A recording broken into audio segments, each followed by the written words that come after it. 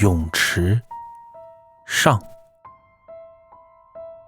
池小媛是公司被收购后集团派过来的出纳，我们之前的会计人很好，大家都叫她刘姐，可没想到公司刚改姓，刘姐就被裁了。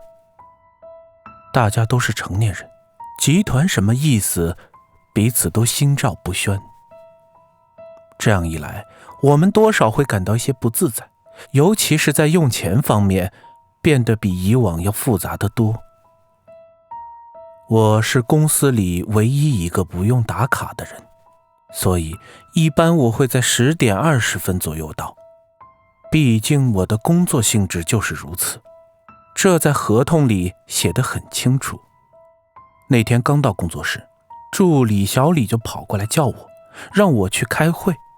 我顿时心里直冒火，我道：我不是跟你说过开会你去就行了？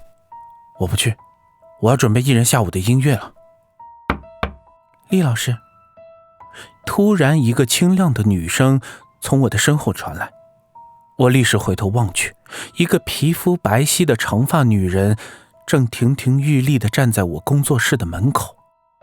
我是新来的出纳池小媛。女人落落大方地走了进来，向我伸出了右手，我这才从转椅上缓缓地站了起来。她的小腿很细，但膝盖以上的部位却显得十分饱满，将那条深蓝色的修身牛仔裤撑得很是好看。她是来问我们团建费意见的。小李突然扯了扯我的衣角，在我耳边小声的道：给他个面子，哥。既然小李这样说，我只好硬着头皮走进了会议室。团建费直接打工资卡里不就完事了吗？之前都是这样的呀。前台小妹妹瞪大了眼睛道：现在不可以咯。池小媛苦笑着道：这是集团的意思，现在这笔钱要一定用在运动上，健身也可以，聚餐都不行哦。一时间，会议室里七嘴八舌，嗡嗡作响，办健身卡、瑜伽、跳肚皮舞，说什么的都有。毕竟我们这个部门女性职员比较多，男的一般比较不爱动，除了我偶尔撸撸铁之外，他们几个一听到运动，个个都一言不发。既然这样，我觉得让大家去游泳吧。我刚一说完，会议室里顿时安静了下来，几个男生却不约而同地抬起了头。没想到我的提议竟被投票通过了。几天之后，池小媛便为我们一人发了一张某家游泳馆的年会卡。我看了一眼地址，我家附近就有一间分店，听说那还是一家5星酒店的顶层，环境极好，人也不多。我当时就来了兴致，打算晚餐前就去试试。我经常晚上游泳，相对没有白天那么多人，尤其是周末，泳道上飘的全是各种浮板和玩具，简直成了游乐场。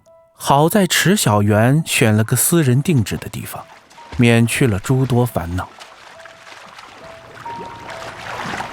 厉老师，我一抬头，那如玉般圆润的双腿立时冲击着我的心灵。我刚入水游完2个来回，就看到了一身黑色泳衣的女人正站在池边望着我。她的身形很是修长，胯部很宽，勾勒出一副完美的腰身。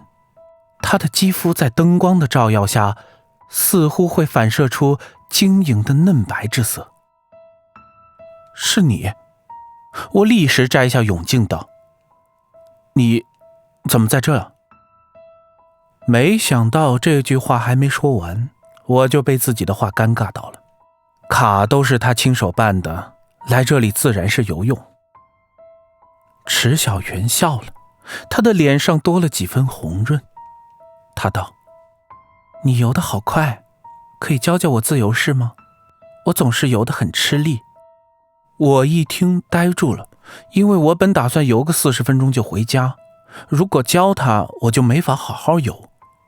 可我又无法拒绝他，只好答应着让他先下水。这里的环境的确非常好，即便是晚上，也可以边游边欣赏玻璃顶棚外的星星。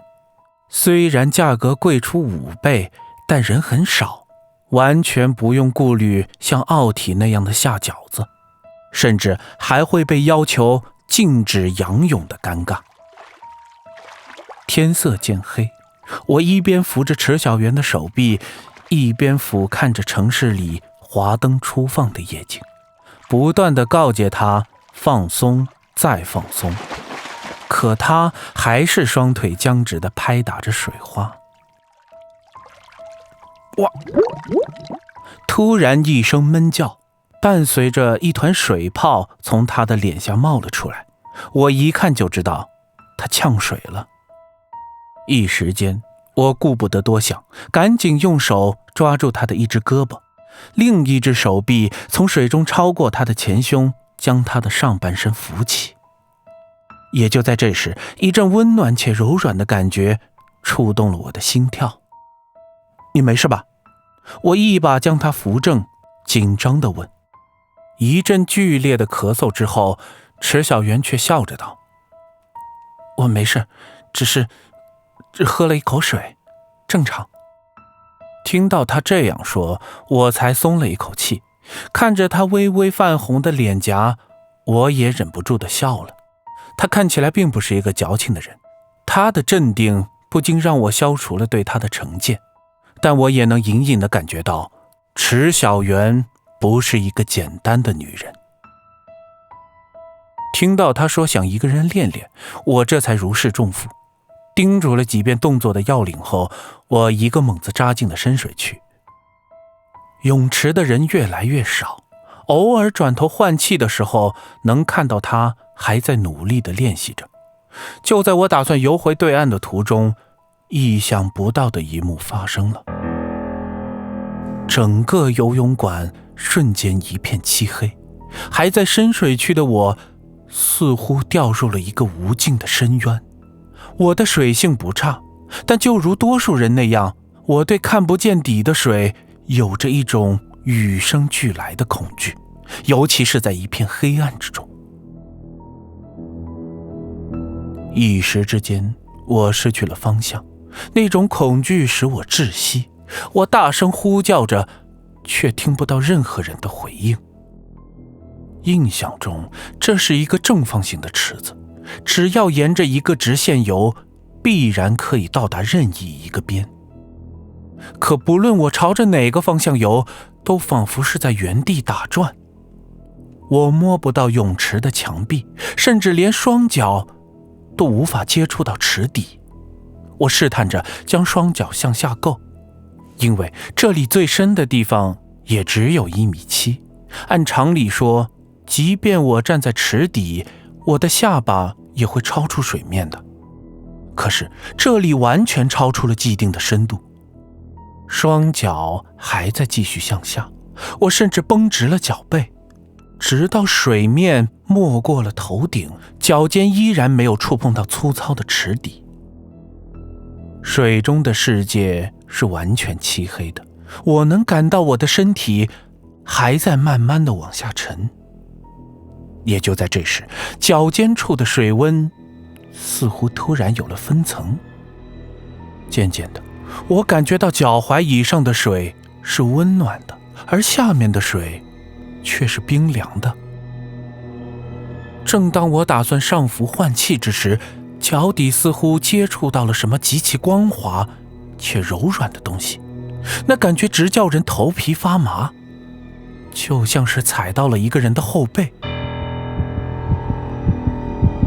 可是怎么会有人趴在水底？